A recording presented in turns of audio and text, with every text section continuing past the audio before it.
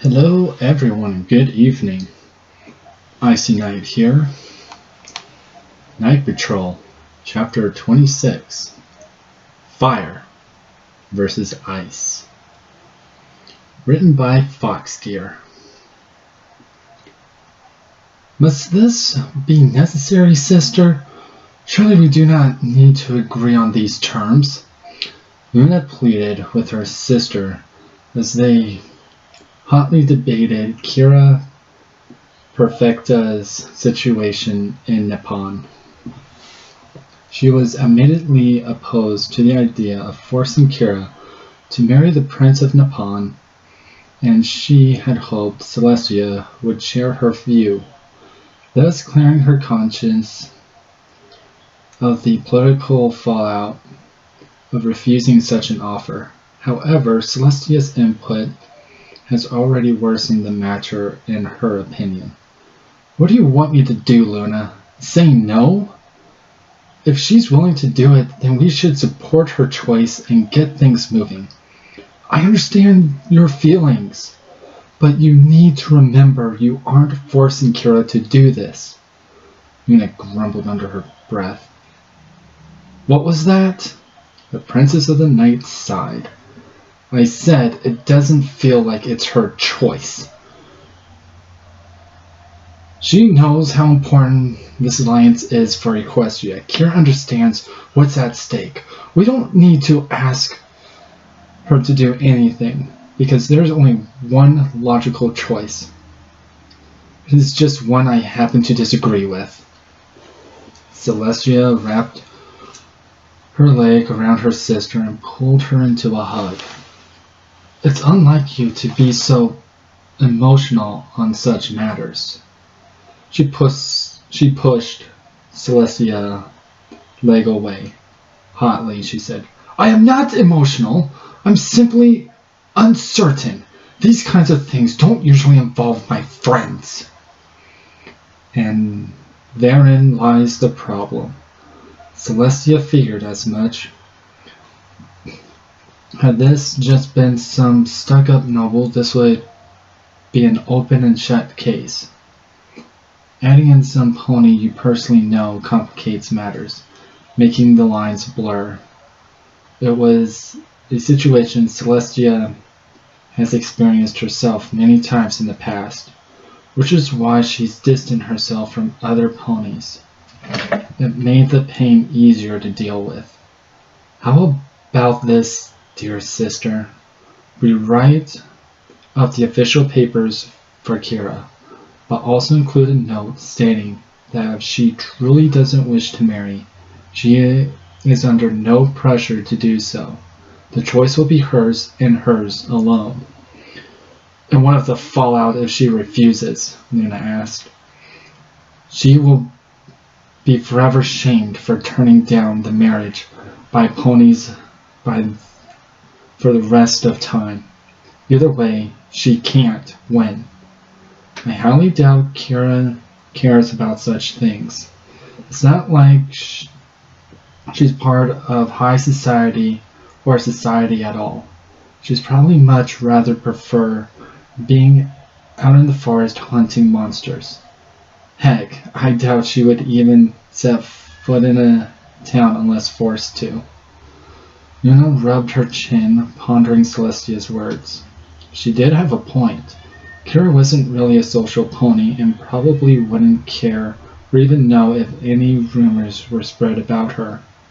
I still don't like it, Luna admitted, but nonetheless I will sign the papers and a letter to Kira.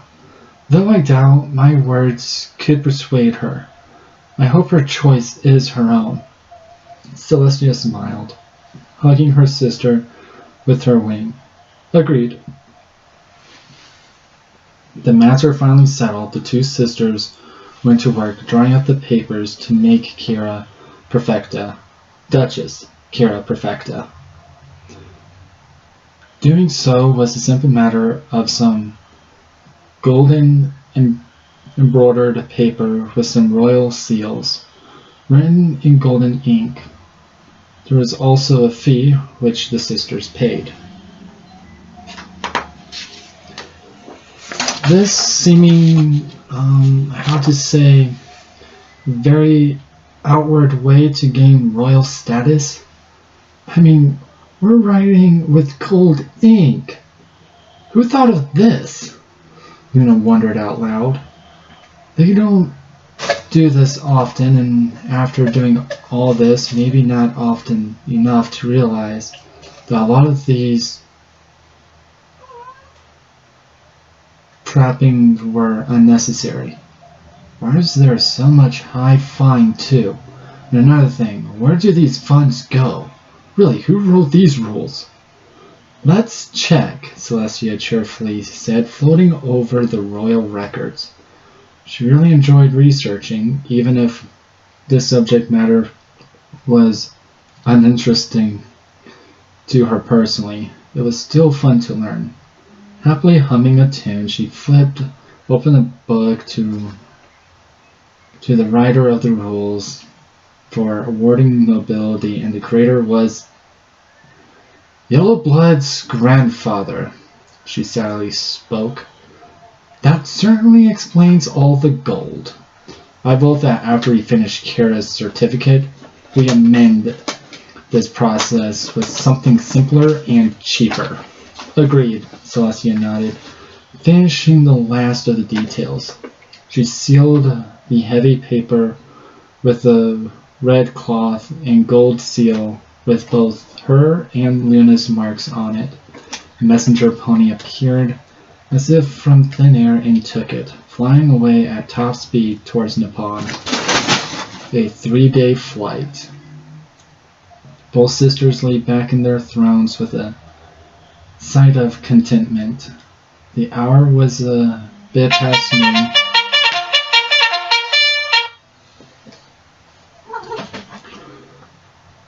Probably 1 or 2 o'clock. If Celestia's feel for the sun's position was it to be trusted, which it was, meaning they had accidentally skipped dinner.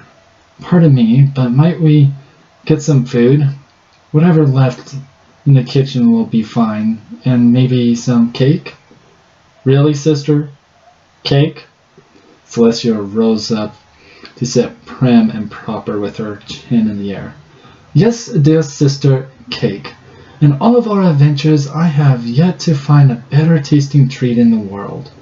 So if you ever happen to find something better, be sure to share. But I'm certain you won't. Very funny, Luna chuckled, as the servants brought trays of oats and hay, plus Celestia's cake. As the silver trays were set aside their thrones, Luna couldn't help but think of what Celestia had said about their adventures. To be completely honest, she missed that old life. Since becoming princesses, this was the first time in decades that they've not moved. She wondered what the world was like now, what new things were there to discover, what secrets may be discovered. Maybe, just maybe, they could go back to that life sometime. They could pass on the throne and disappear into the world again. Maybe they could be free once more. Are you going to eat, Luna? Nodding, Luna dug into her meal just as the doors to the throne room swung open. A battered and beaten crusader and emerald cutter entering, dragging the corpse of a mighty beast beside them.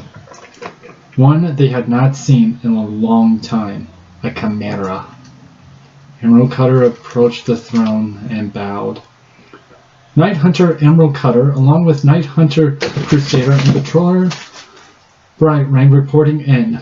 All other units are regretfully lost, along with the border village of Split Toe. The residents and their patroller guard were wiped out by the creature you see before me. Also, Commander Crusader's unit is wiped out, save for himself and the member Bright Rain. We are unable to recover their bodies out of fear of more of these creatures roaming the forest.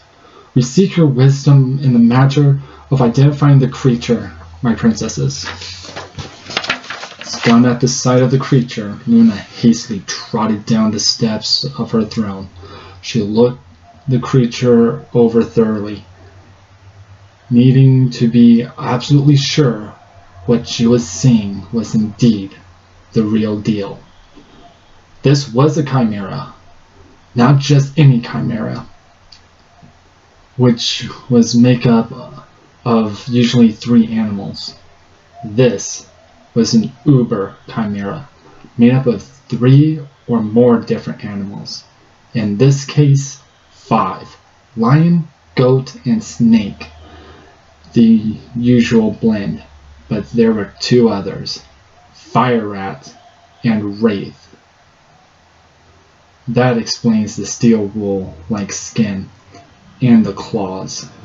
Chimeras weren't natural creatures, at least not at first. After Discord's brief reign of power, he created a number of chimeras for fun, and they thrived very well. They were a frequent problem she and Celestia had to deal with, vehemently hunting the creatures to near extinction. Their numbers were so few nowadays that they didn't even bother to try finding the remaining chimera. As long as ponies avoided their territory, they would be fine. If this had been a run-of-the-mill chimera, they would just leave it at that. But it wasn't.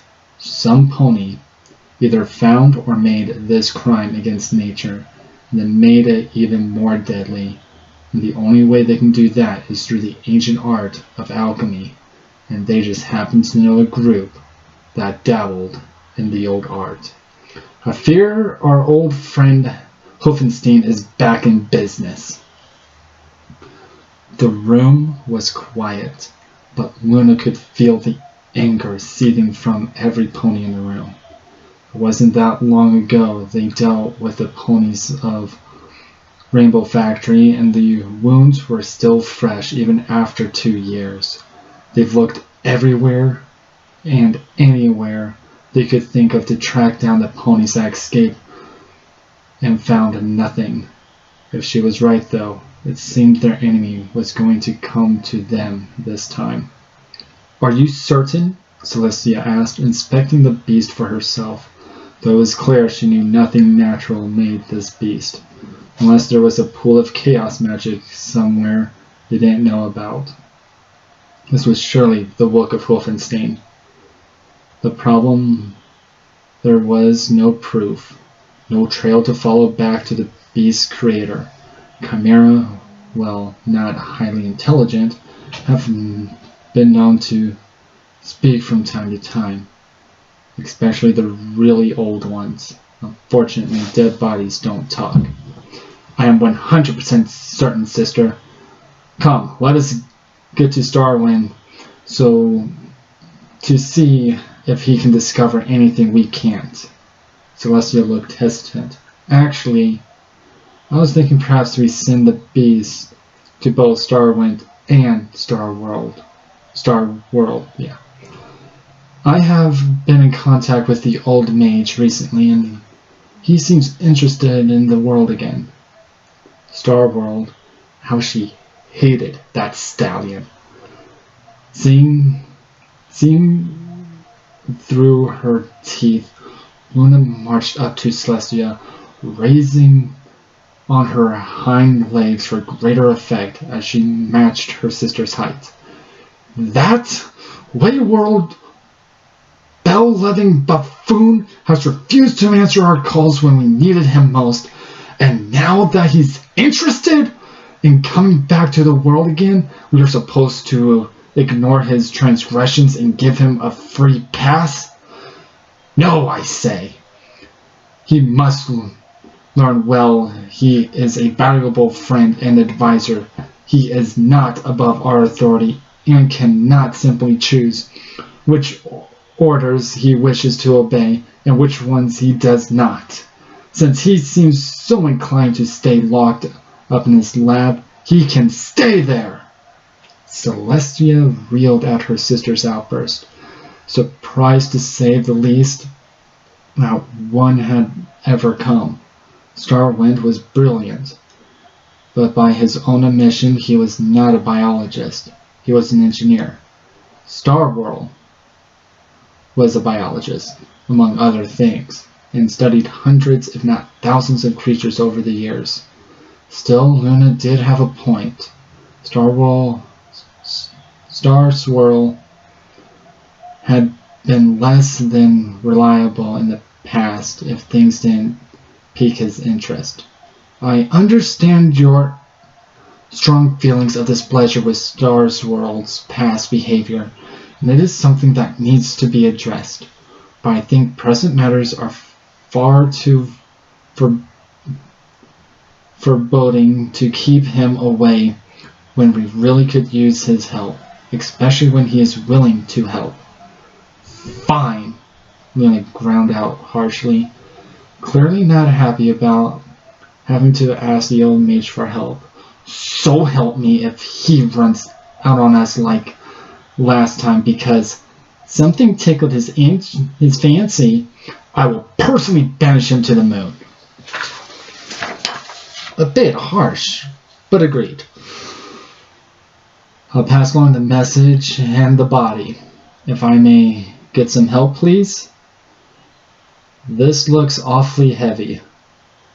Several unicorns came to the princess's aid and together carried the corpse away to Star Swirl's lab. Emerald Cutter stood beside Luna as they watched Celestia and the unicorns carry the corpse away. Personally, the Green Wrenn would rather just dispose of the thing that killed her comrades, but such feelings were unfounded.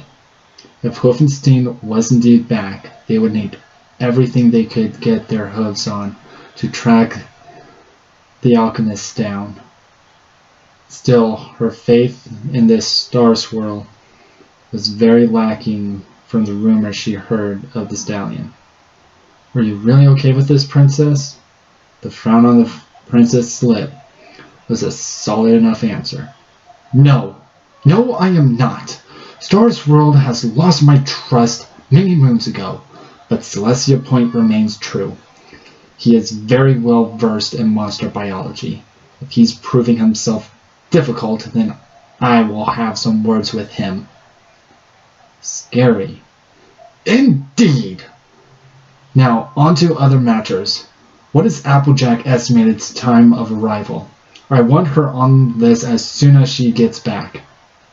Emerald rubbed her chin, trying to remember what the flight schedule had said. All airships kept track of the other flight paths in case a rescue is needed. I think they're scheduled to arrive later today. Really late, though. I think close to midnight. If you want, I can join the investigation right away and give situation report to Commander Applejack when she arrives. Fierce Fury and Overheat are with her, so the commanders are a little scattered right now. I prefer you get some...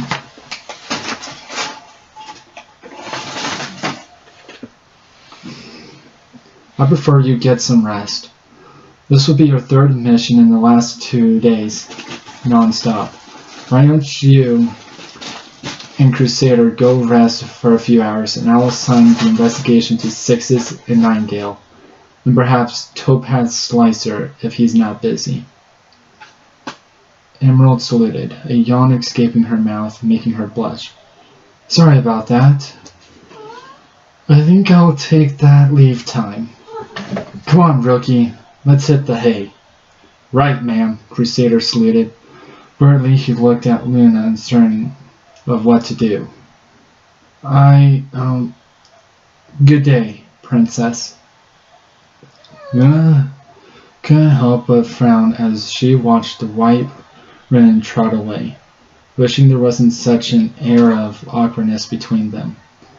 Alas, it was something that would have to take a back seat till this was all sorted out. Applejack stood on the bow of twilight dusk, wrapped up tight in the heaviest coat she could find. The weather has taken a turn for the worse, and it was cold. Very cold. It was so cold, in fact, that they were overheating the engines just to keep the ship from freezing up. With the wind pushing against them as hard as it was, they would be delayed by at least a day from their scheduled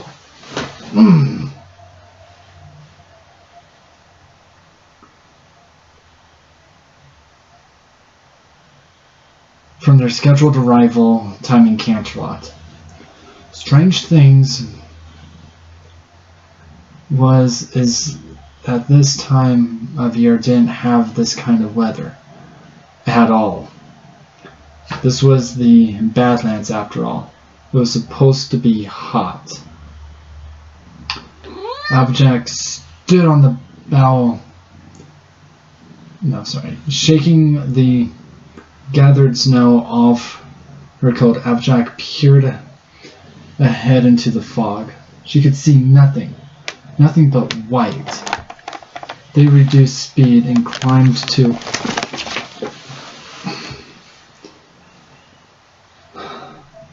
higher altitude to avoid any peaks or mountains that may pop up. The equipment was on the fritz as they had to rely on lookouts to navigate. It was a miserable job. Time for a shift change, Overheat chimed cheerfully, as he was the one pony that didn't mind the extreme cold. Being made of fire really helped. Glad you're so cheerful. Gained some new friends? Applejack pointed to the group of huddled ponies surrounding the other night hunter, mostly mirrors from what she could see. Overheat chuckled as the fire flickered across his skin. What can I say? I'm the hottest stallion around. And I mean that both literally and metaphorically. Yes, Applejack dryly observed, her eyes narrowing on the red stallion. I can see that. And I've also heard you've been getting around lately and getting frisky. Really? Frisky is the number of rumors going around. Is anything to go by? Well, if you really want to know, I've been feeling... I don't want to know. La la la la la la la. Applejack sang, flopping her ears down as she trotted away, leaving Overheat and his herd behind. Overheat chuckled loudly as he waved goodbye to the blushing mare. Stay warm, Commander. I think you ladies should go inside too. I may be hot as a furnace, but I do have a job to do, and so do you. One by one, the mares waved and trotted away, leaving him alone on the bow of the ship, staring at the wall of white. He wondered if he could make like a beam of fire or something, like the reindeer in that heartwarming story. What was his name again? Oh, Rufus Rednose, or something like that. Whatever the case, this was no doubt going to be the most boring part of his day. Well, he's already had the most exciting part earlier with, what was her name again? Ever since the battle at the factory, he's been feeling, in Applejack's words, frisky. Not that he was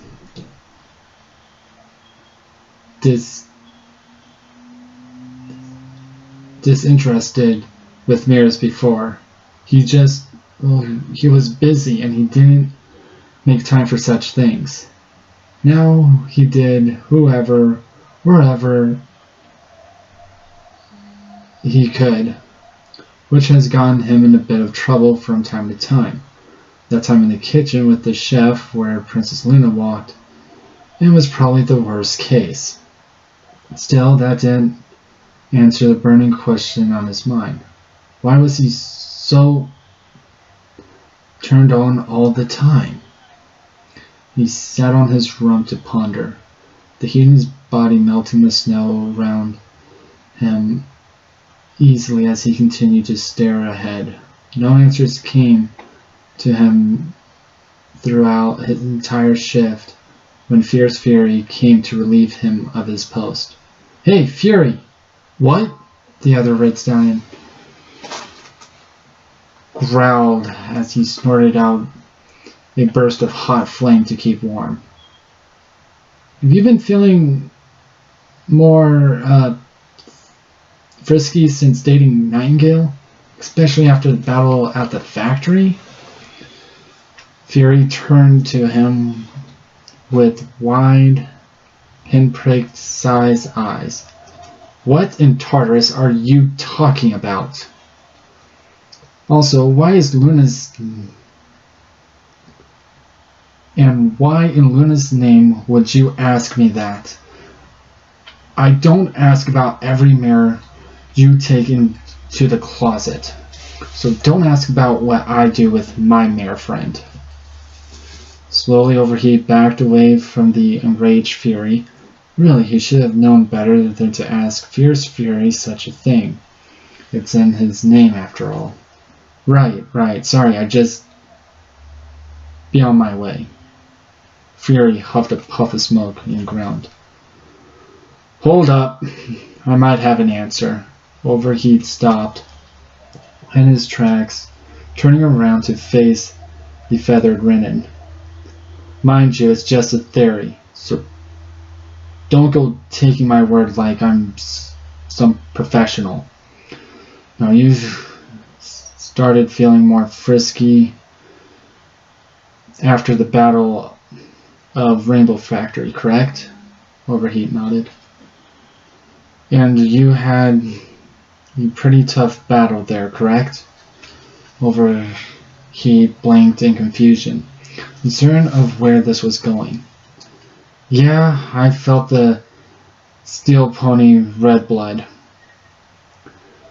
Closest I came to dying for the first time. Never fought an opponent that didn't take more than a few hits to go down. But what does that have to do with my..."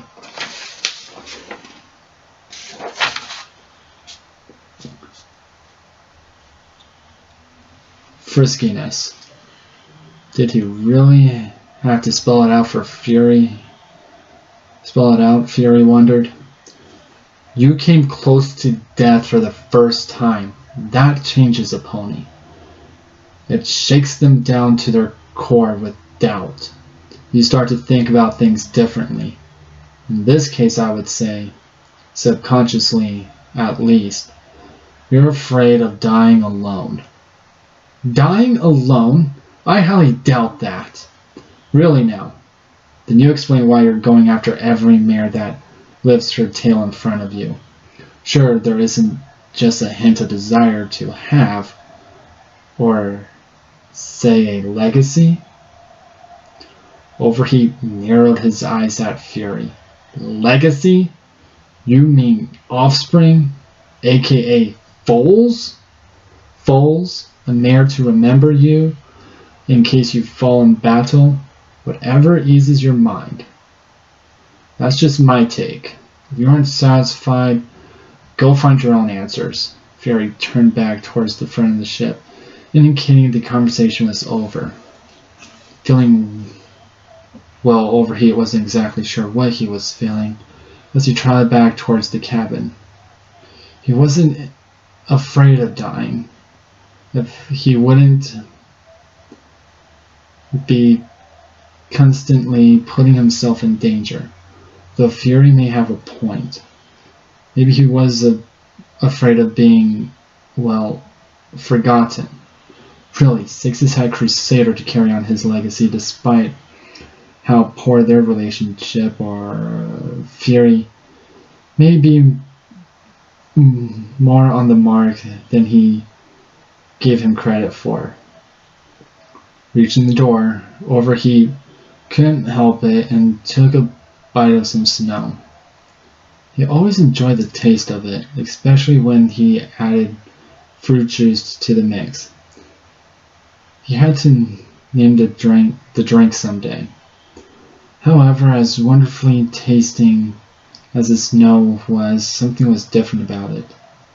Like there was something in it besides frozen water and random minerals. Why, you can almost taste magic. This wasn't natural snow. Fury! It was too late. The ship came to a sudden halt as sheets of ice climbed up the side of the ship like glowing wild veins, keeping them rooted where they were. All around them, the sound of battle horns played a haunting melody as the ship was forced lower and lower to the ground. The ship shook as they came to a stop, frozen in a giant mountain of ice.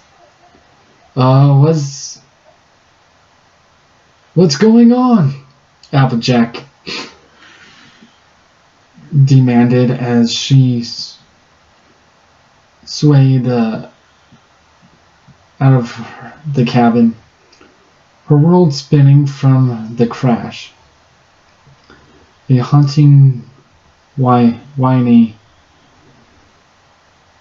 had her back to her senses quickly. Through the 3 tangible white ponies circled the ship, trails of icy snowflakes in their wake.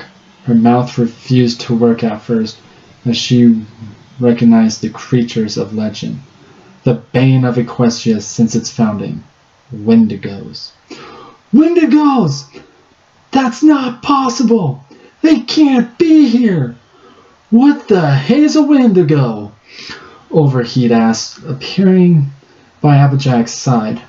He looked unimpressed as the ice creatures made another lap around the ship. More and more ice seemed to build up with each pass. Breaking off a piece of ice, he took a bite of it, confirming his suspicion. The ice had the same taste of magic as before. The Wendigos passed by a third time. More ice grew on the ship's rails, spilling over the side onto the deck. Applejack pointed with her hoof. That's a Wendigo. They're monsters born from the hate and strife of ponies fighting, and they feed on the negative energy and use it to freeze the land. They're supposed to have been banished by the Clover the Cleaver at Equestria's founding. How much conflict does there need to be? Fury asked, standing beside the other two. I'm just saying there has been more than enough of it to go around.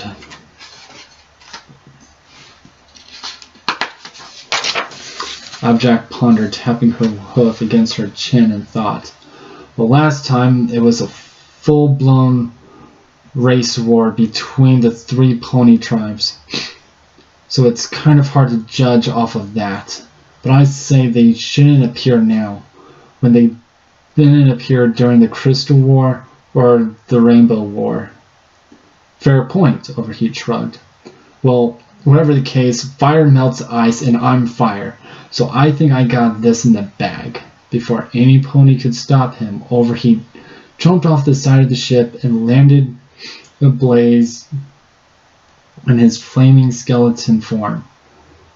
Snorting hot steam, Overheat sucked in a deep breath and unleashed a stream of white-hot fire at the Wendigos. The blast hit the Wendigo in the back of the pack. It shattered and screamed as it fell on the ground, half melted. Stepping over the ice beast, Overheat finished it off with another blast of fire, laughing how easy it was. See, I told you, I got this in the bag. Applejack yelled, Look out! Confused, Overheat looked back at the surrounding fog, just in time to catch the shadow of a massive creature barreling through the fog. It was big, it was hairy, and it had tusks. Die, equestrian! The creature bellowed, swinging its tusk at him. Overheat jumped back, barely avoiding the lethal ivory encased in barbed wire. As the creature stepped fully into his vision, revealing its armored form, Overheat was very surprised to discover his attacker was a mammoth. Dodging a massive ironclad foot, Overheat blasted a stream of fire at his attacker just in time for another to come barreling out of the mist, equally as angry as the first.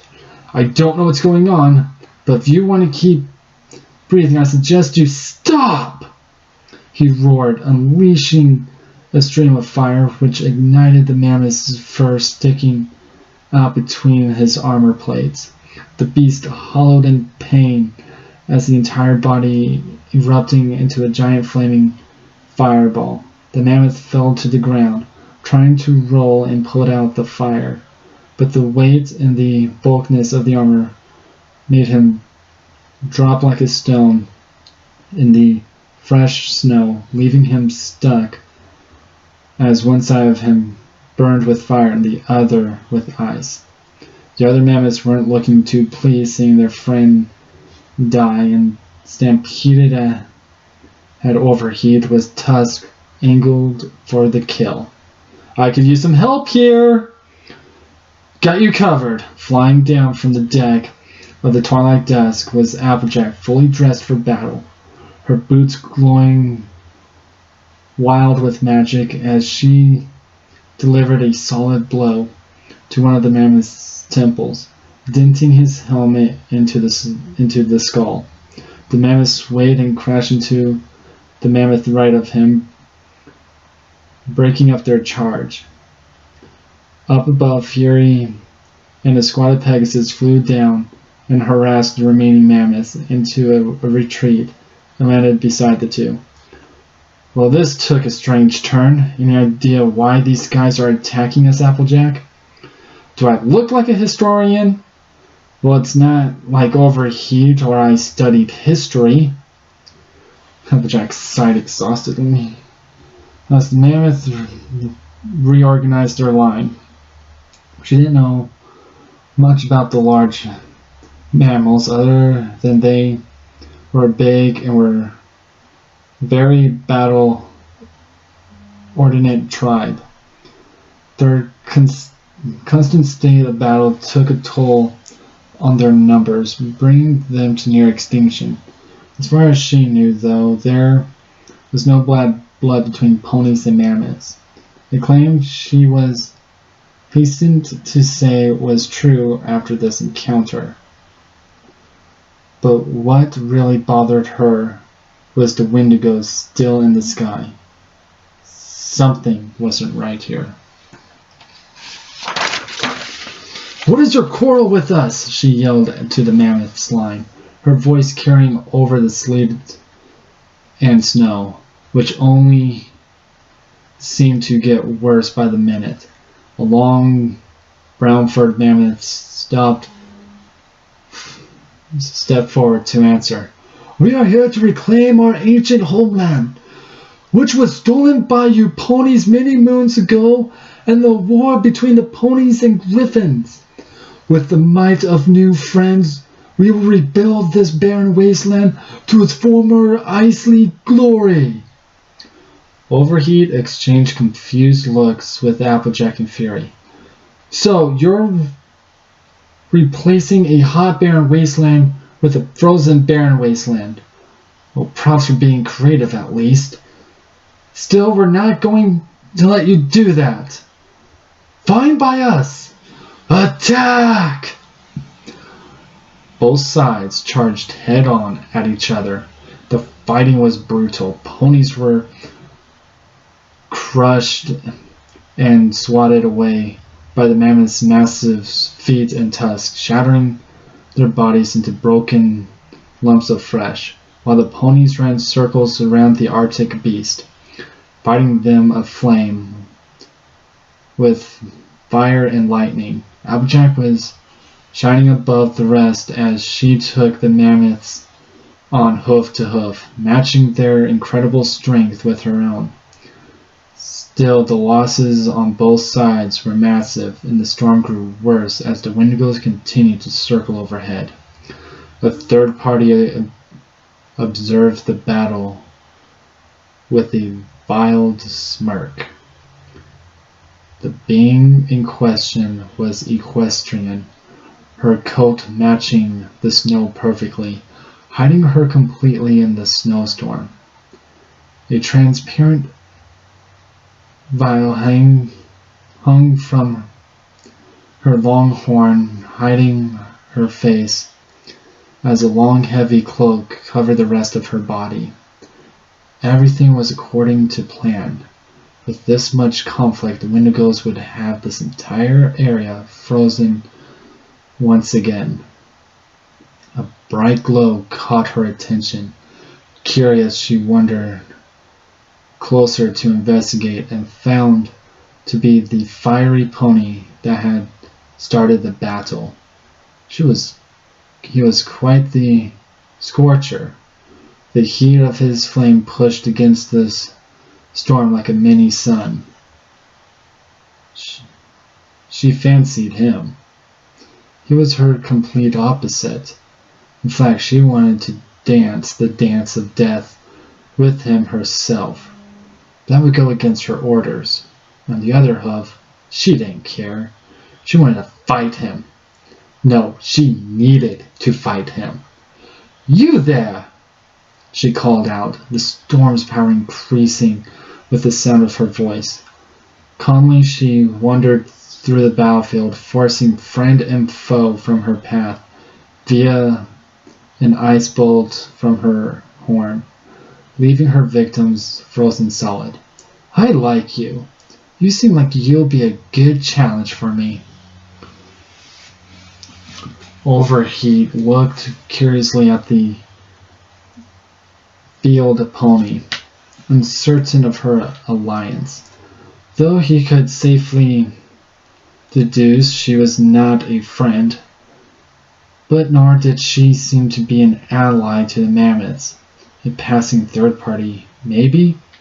Whatever the case, she was bad news. He could feel it in his bones. "Who might you be?" "Lumi. My name is Lumi Winter. Let's have some fun." The beam of ice magic shot from Lumi's horn. Overheat trotted sideways, breathing fire to counter the attack as he circled in closer. The mysterious pony trotted over the snow easily as solid ground. She caught up to him with ease and body slammed him, a large burst of steam exploding between them as their two elements clashed.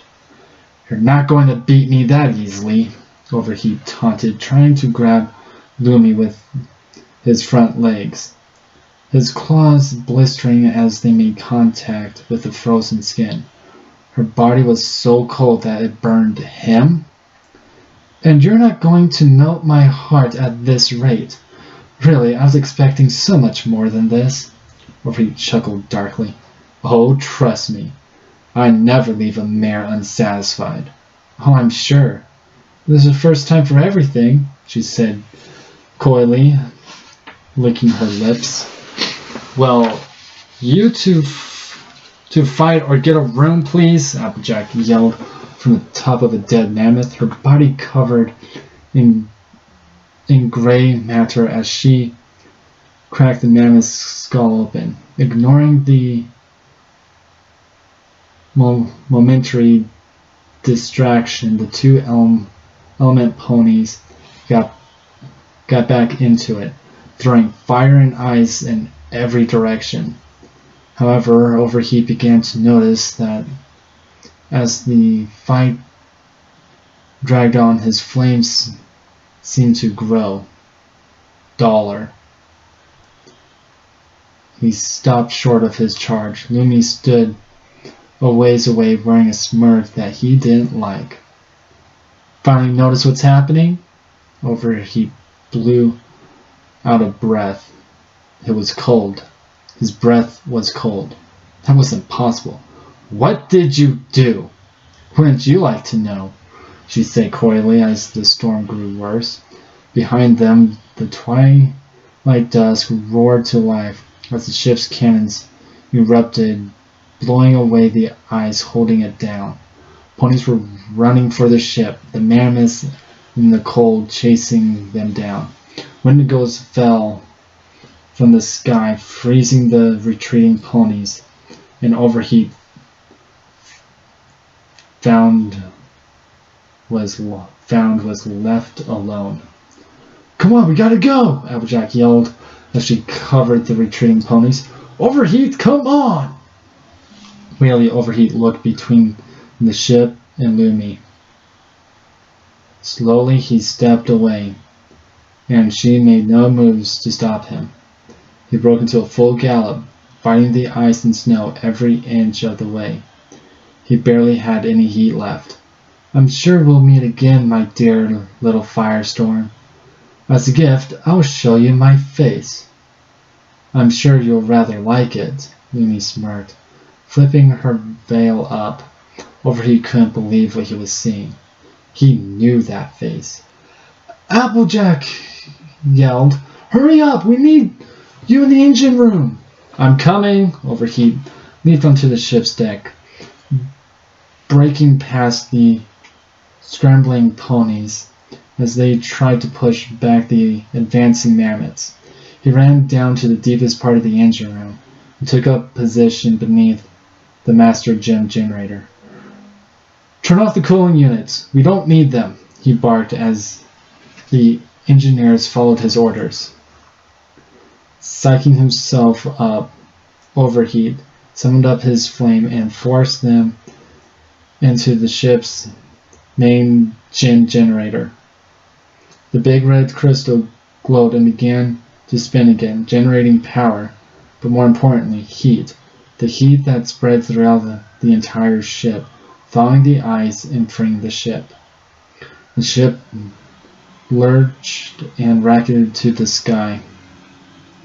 A blaze of cannon fire covered their escape as the mammoths cried out in victory. Lumi simply smirked as she watched the ship fly away. This wasn't over. This was just the beginning. "Come on, let us return home as well. We have much to do."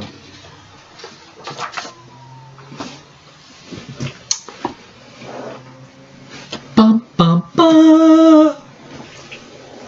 Oh.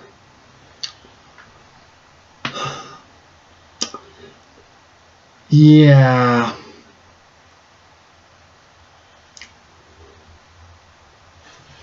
I'm not sure what to make out for this chapter. I mean, the fight was perfect. I mean, fire and ice. But who is this pony, though? Have we read about her already?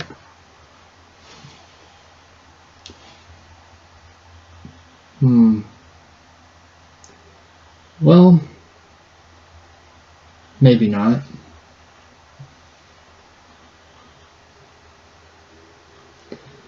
I don't recall myself. That's okay.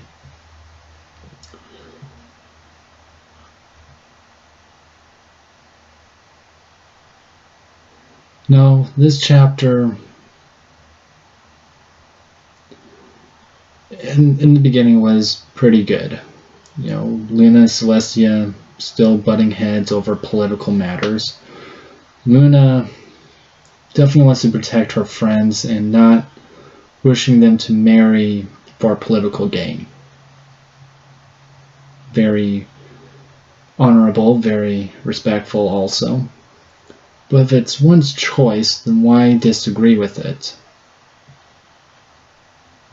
I mean, she's not forcing her to do it. Celestia has a good point there. If it's your choice, you know, go for it. Ooh, yeah. Overall, this was a very good chapter. More to come, my friends. Have a good night.